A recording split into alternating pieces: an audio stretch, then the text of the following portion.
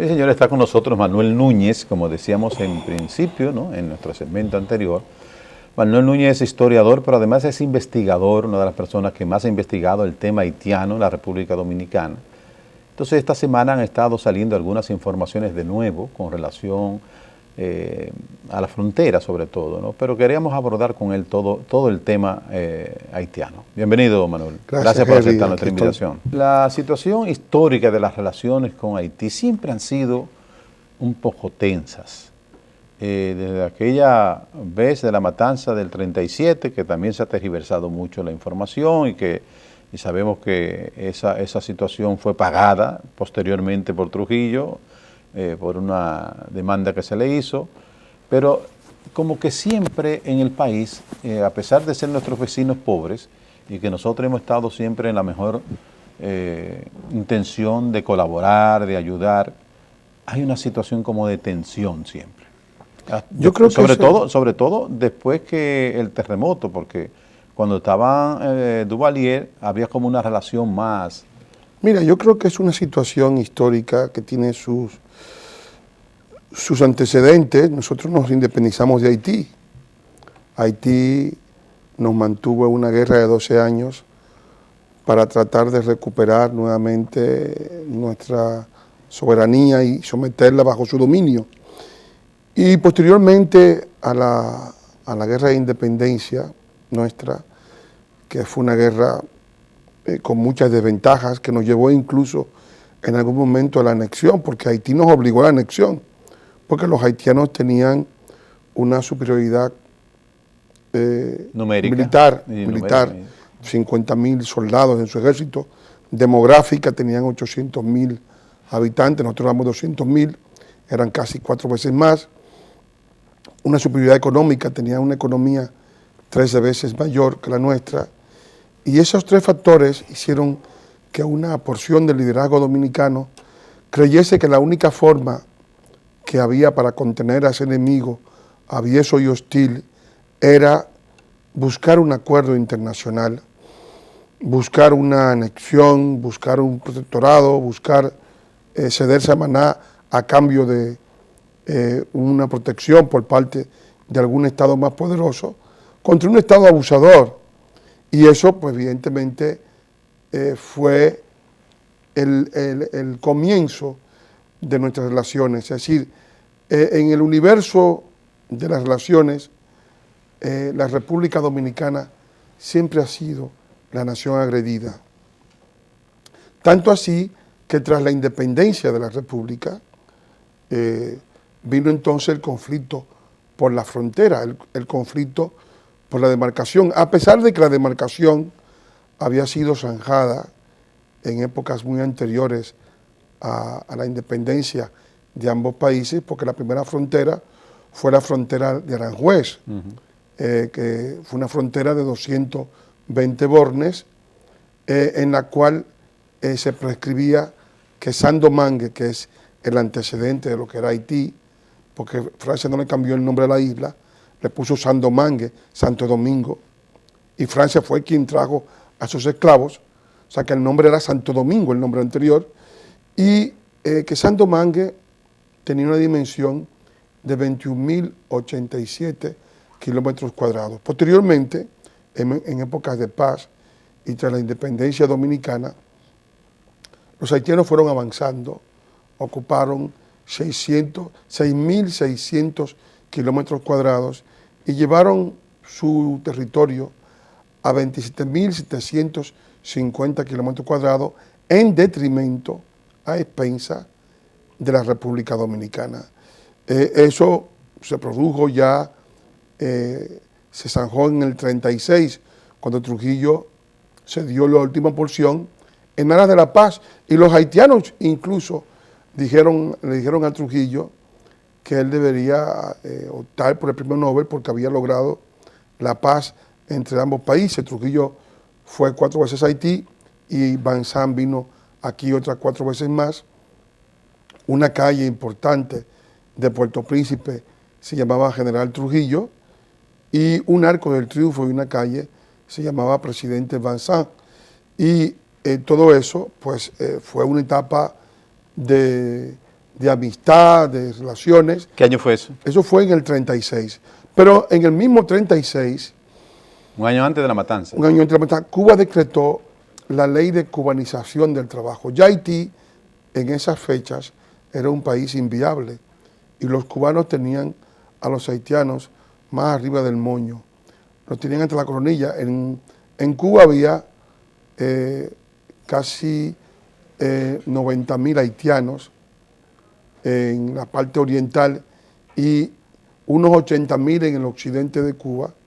Eran alrededor de 200.000 haitianos que había en Cuba y la pentarquía de Cuba, que era dominada por el sargento Fulgencio Batista y Grau San Martín, decidió expulsar a esos haitianos ilegales de Cuba y expulsaron en un año a 80.000. Y esos 80.000 haitianos se establecieron en la frontera dominicana aplicando la ley del hacha, de que ellos cortaban un árbol y se hacían dueños de la frontera recién establecida entre ambos países. Y eso, pues, naturalmente, produjo la idea del desalojo. Como los haitianos no temperaron. O sea, los desalojos del 37. Sí, se llamó el desalojo Sí. en la época. El desalojo. El corte era el desalojo. El sacar a esa población que se había asentado Adueñado, sí. en las 5 provincias fronterizas y que los informes decían que ya, pues, esas provincias podían haberse perdido definitivamente para la vía nacional, y eso produjo el hecho de que Banzán no hizo caso a ninguna de las peticiones de Trujillo de que se respetara la frontera recién trazada, hizo que se produjera el episodio de triste recordación de la matanza del 37. Y desde luego es un episodio en que los dominicanos por vez primera aparecen como agresores, pero en realidad en la historia entre ambos países, la nación dominicana casi siempre es la nación agredida. Y actualmente, pues, contra el país ya no es un problema de frontera, no es un problema de discusión territorial el que está en juego. En este momento. Lo que se está discutiendo es la nación dominicana como tal, porque los haitianos han desarrollado lo que llama Lian Qian, un gran experto chino que escribió un libro extraordinario que se llama La guerra fuera de los límites, la guerra sin restricciones, en que él dice que en épocas de paz se producen situaciones que tienen el equivalente de la guerra. Y en el caso entre ambos países, lo que se ha hecho contra la República Dominicana es una guerra en los términos en que la define Lian Qian. ¿En qué sentido? Lian Qian habla de varios tipos de guerra, de que hay una guerra cultural, cuando se le quita al país el fundamento cultural para su continuidad histórica. Sí, se quiere introducir el creol, se quiere destruir la enseñanza de la historia, hay todo un grupo de ONG y de grupos que están en esas perspectivas. Cuando se libra contra el país una guerra de carácter ambiental, se está destruyendo el bosque dominicano para satisfacer las necesidades de supervivencia de Haití.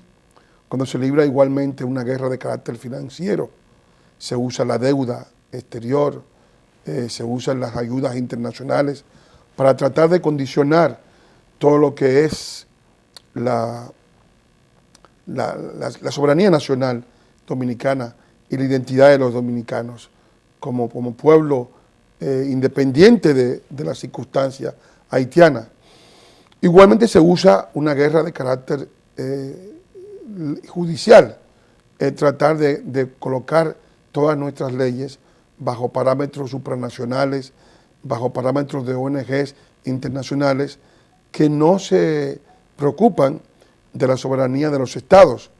Igualmente se libra contra el país una guerra de carácter mediático, porque toda la información que se está transmitiendo es siempre desigual. Tú te fijas, por ejemplo, que cuando un dominicano muere a manos de un haitiano, y son muchos los que caen continuamente, pues eso pasa como un suceso sin ninguna relevancia, pero cuando un haitiano muere, pues eso de la mano de un dominicano. Cuando muere de la mano de un dominicano. Sí, eso tiene un recorrido pues extraordinario. Bueno, en estos días nos querían acusar de nuevo todavía por el asunto de los derechos humanos, ¿no? Y que tuvo que retractarse. Exacto, sí. Existe todo un ambiente, es decir, hay como una intención ellos han logrado formar una coalición de países. Lo vimos con Martelly en el CARICOM. No tenemos un embajador digno en el CARICOM. Ese señor Cerulle, que fue embajador en Haití, sigue siendo tan incompetente como cuando lo fue en Haití, en el caso del CARICOM, y vimos la cantidad de condenas que tuvimos del CARICOM, la labor de Ran Gonsalves. En algún momento de esa gran batalla que se libra contra la República Dominicana, en los términos de la guerra invisible que he citado y que tiene tantos aspectos, tantas aristas, vimos, por ejemplo, que al mismo tiempo teníamos las condenas del CARICOM, las condenas de la Unión Europea, la condena de la ONU, con el embajador Renault, las condenas de la OEA, y que el canciller en aquel momento viajó a la OEA, llamando a capítulo por una reunión convocada por Haití, porque el país no podía aplicar sus propias leyes, y tenía que explicarle a los extranjeros el proyecto de regularización de extranjeros ilegales, y fue llamado a la OEA, y en la OEA recibió los embates del embajador haitiano ante la OEA, Bochimón, y de la OEA tuvo el canciller que salir corriendo al Vaticano, porque se anunció que Martelly había pedido al Papa que se pronunciara en su visita a Ecuador en contra de las leyes migratorias dominicanas. Es decir, hemos visto una diplomacia que ha estado bajo fuego permanente. Hemos visto las vedas, porque también hay una guerra económica. Pero donde quiero, antes de irnos a las vedas, yo lo que quiero es que lleguemos al punto de qué se busca. O sea, ¿qué está buscando Haití con todo esto? O sea, ¿cuáles son los beneficios? Sabemos que Haití es un estado que vive de la ayuda internacional. Sí. Y esto quizás lo ayuda a conseguir más recursos, siempre y cuando se conviertan en las víctimas. Así es. Pero ¿cuál es la situación? Porque estamos viendo que después del 2010, después del gran terremoto, ha habido masivamente una migración silente que está ocupando espacio de dominicanos que pierden sus trabajos, que está ocupando espacio en cada lugar, inclusive hasta los mismos negocios informales que en este momento más del 70% lo manejan haitianos, y aún sin embargo siguen con este ataque contra la República Dominicana. Bueno, es un proceso de suplantación. Sí, nos vamos a la pausa. Sí. Yo quiero que con detalle podamos ver esto, sí, para que los televidentes puedan tener una idea de qué es lo que no se ve que está sucediendo. Vamos a la pausa, sí, regresamos.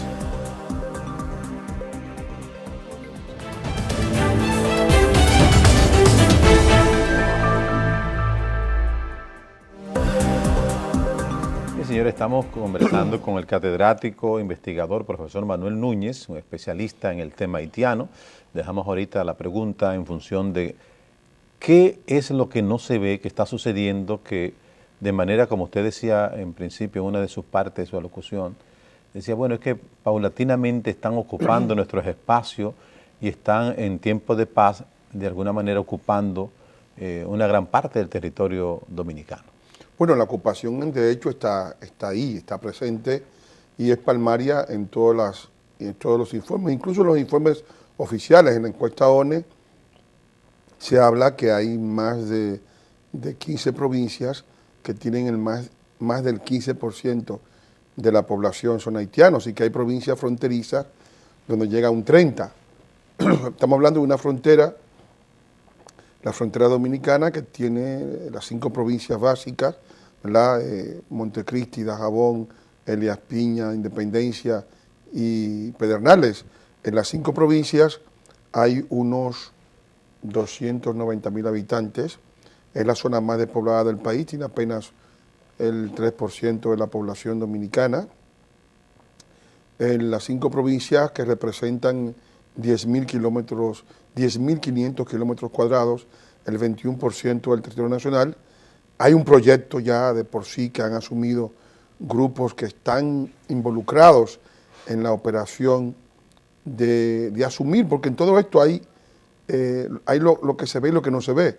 Lo que no se ve es la actuación de grupos que están operando en contra del interés nacional con el objetivo de provocar una partición de la República Dominicana, que es lo que se produciría en el caso de que el proyecto de binacional Quisqueya, dirigido por el señor Vicini y por el señor Acra de Haití, se instaure, porque es un proyecto que se está haciendo con la garantía soberana del Estado.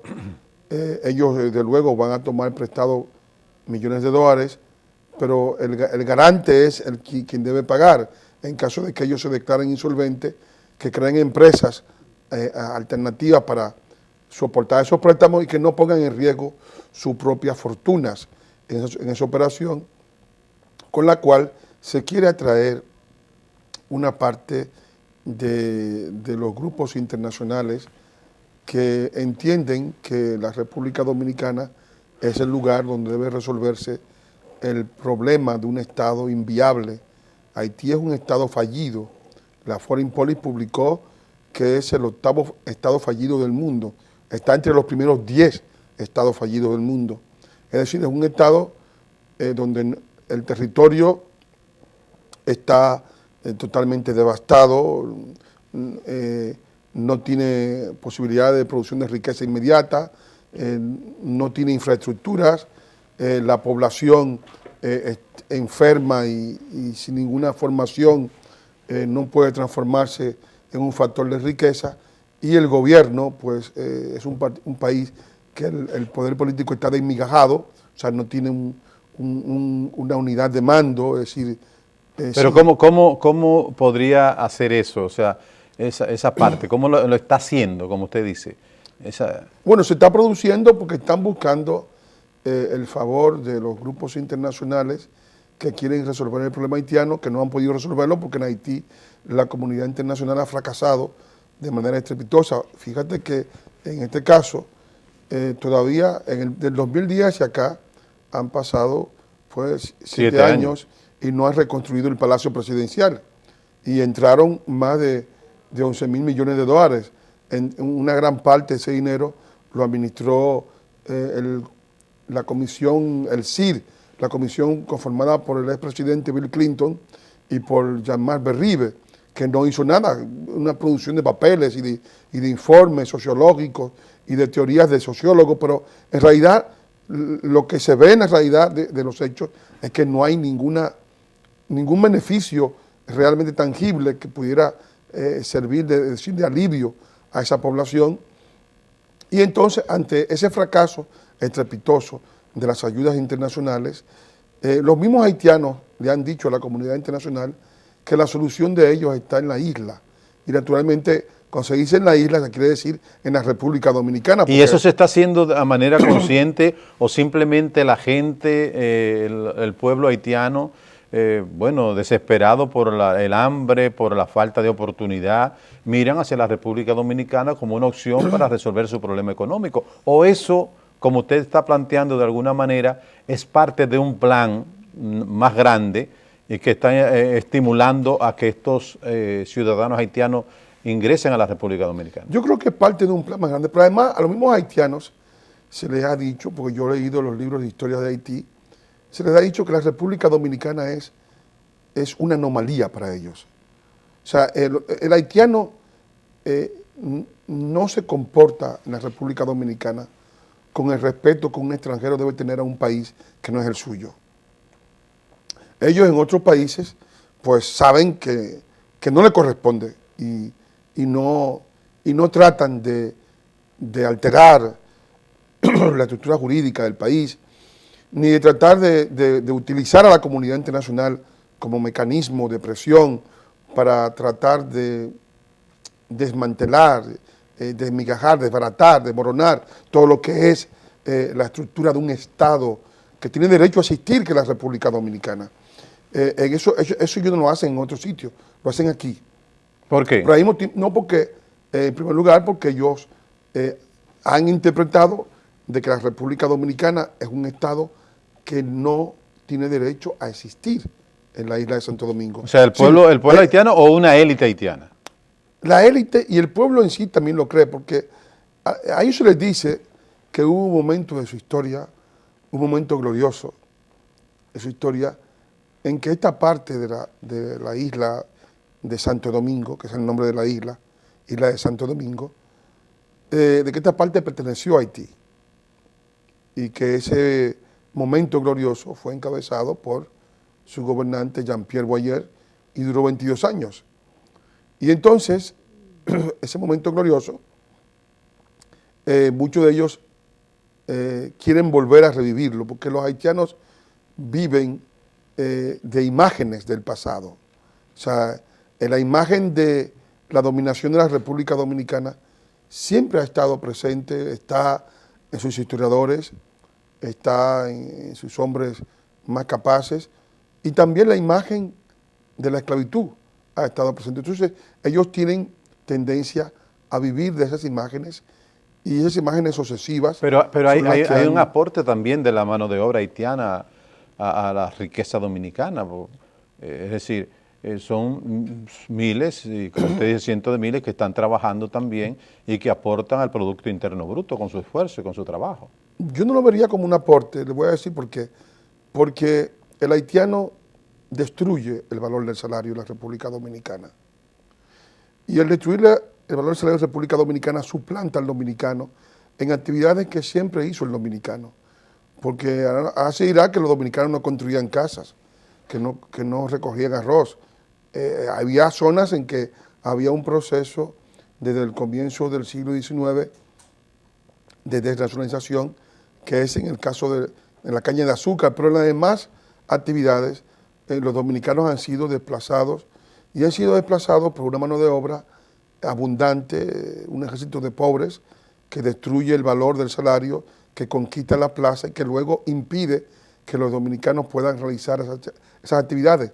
¿Dónde están esos dominicanos que trabajaban antes en el campo, en la construcción, que son los dos grandes nichos, las dos grandes bolsas de empleo que el país produce? Pues están en el juego, están en la inmigración ilegal hacia Puerto Rico y hacia donde sea, están en la delincuencia, están en la prostitución, están en la desesperanza, son familias destruidas, familias sin inserción en el mercado laboral, que viven de las ayudas del gobierno y que el propio gobierno ha reducido la mendicidad. Pero además, ¿qué ha hecho el gobierno para cambiar esa situación? Porque ningún país puede vivir sin campesinos y sin trabajadores. Eso es imposible.